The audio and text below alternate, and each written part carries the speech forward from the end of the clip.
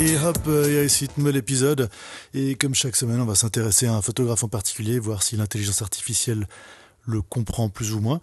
On va demander donc à ChatGPT pour les données historiques et on va aussi s'intéresser à illustrer ça par le biais de DALL-E et Midjourney.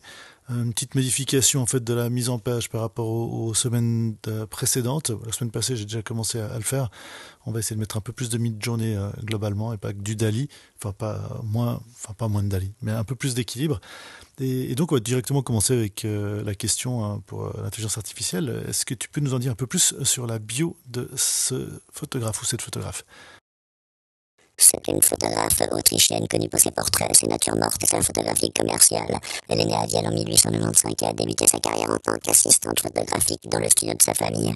Dans les années 1920, elle a créé son propre studio et a commencé à travailler en tant que photographe indépendante. Elle a rapidement acquis une réputation pour ses portraits d'acteurs et d'autres célébrités de l'époque.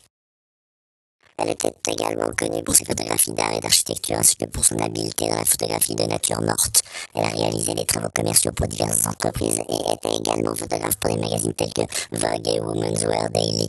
Elle était l'une des photographes commerciales les plus importantes en Autriche et ses photographies ont particulièrement été utilisées dans la publicité et les magazines tout au long de sa carrière.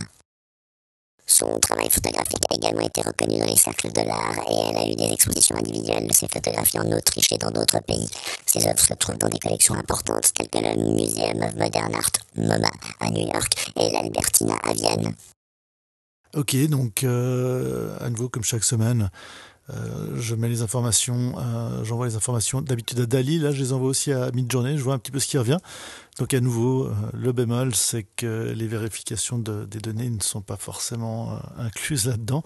Alors je vous engage à aller voir par vous-même les références sur les photographes, parce qu'aujourd'hui c'est Trude Fleischmann. Donc est-ce que ça ressemble à son style, ces photos? Je demande toujours des illustrations dans le style de la photographe, donc dans le style de Trude Fleischmann. Et voilà, donc dans les illustrations qu'on a vues précédemment, c'est DALL-E à gauche, Midjourney à droite et quelques exemples de ce que j'ai reçu. Et on voit vraiment cette manière de rendre l'image qui est très différente entre les deux moteurs. DALL-E qui me semble avoir plus de profondeur dans la recherche, ou en tout cas dans l'expression du style du photographe. Là, on était vraiment dans l'illustration par rapport à la bio, mais demandons-en un peu plus à ChatGPT sur le style donc, de cette photographe. Le style de Trude Fleischmann est différent des autres photographes car elle était connue pour ses portraits, en particulier de personnalités importantes de la scène artistique et littéraire, ainsi que pour ses photographies de l'élite culturelle et intellectuelle de Vienne. Ouais, alors, on le voit là, les deux outils me proposent des portraits. J'ai plus l'impression que DALL-E à nouveau recherche à exprimer alors, est-ce que la base de données sur laquelle il s'est entraîné est plus large ou a plus d'informations simplement sur cette autrice? Dur à dire, ce reste vraiment des boîtes noires, mais on voit les portraits qui reviennent de ces deux outils séparément. Avec, je trouve, on a plus l'impression de voir du Midjourney à droite ou des photos un peu plus historiques, un peu pas sans style, mais avec un style Midjourney, comme on commence à s'habituer chaque semaine. Et à gauche, des photos qui ont plus de caractère, je dirais, par rapport à la photographe dont on nous parle. Écoutons plus sur sa bio. Elle était également reconnue pour ses compositions formelles et son attention aux détails. Ses photographies étaient caractérisées par leur élégance, leur précision et leur clarté. Alors, ChatGPT, pas très bavard en fait sur cette photographe. En fait, cette fois-ci, on n'a pas beaucoup de données, mais après, quand on envoie ces termes pour l'illustration, donc par DALL-E à gauche, Midjourney à droite, on voit que DALL-E s'intéresse à des objets, en fait, des natures mortes, alors que Midjourney met vraiment en avant des modèles, en fait. Après, pour ce qui est du style, alors là, c'est vraiment pas très convaincant cette fois-ci. Peut-être que je remodifierai aussi la manière de faire les prompts et de refaire ces présentations, peut-être revenir avec quelque chose un peu plus proche de ce qu'il y avait au début. Mais hormis le fait que les images sont d'assez belle qualité, c'est un petit peu quand même limité. Elle était l'une des premières femmes photographes à réussir professionnellement au début du XXe siècle. Et ben voilà, donc ça c'est vraiment ça renforce ce que je disais avant. ChatGPT a vraiment pas grand-chose à dire sur cette photographe. Cette dernière partie n'est même pas vraiment du style. C'est pas un style d'avoir réussi sa carrière professionnelle. Et bon, l'illustration, là, on a vraiment 2 images qui sont un petit peu génériques, comme on a eu avant. Une à gauche d'Ali et l'autre de Midjourney à droite.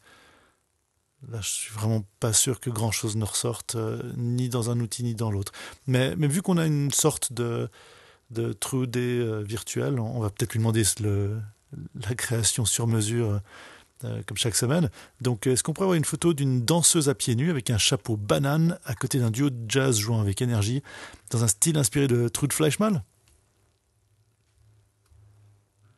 Alors, intéressant. Donc, là, on a une nudité non explicite, enfin, explicite, mais sans, sans éléments choquants, on dirait, un peu caché, une nudité cachée, comme danseuse banane. Alors, je ne sais pas quelle référence il a pris. Et clairement, là, Dali s'est inspiré de quelque chose de plus moderne, n'a pas mis l'autrice au niveau de sa période, hormis le noir et blanc comme médium. Donc, ouais, là, on revient à un groupement des images de Dali.